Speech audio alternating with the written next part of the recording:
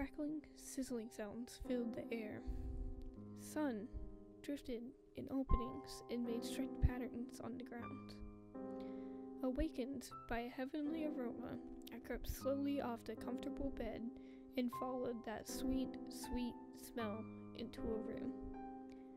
A blonde woman wearing sweatpants and a t-shirt was peering over a pan from which crackling and sizzling sounds came from.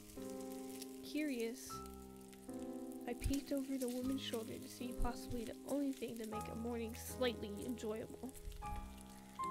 The most amazing thing ever.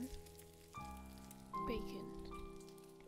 Simply the most amazing food in the world. How can anybody even stand to live being a vegetarian when there's bacon?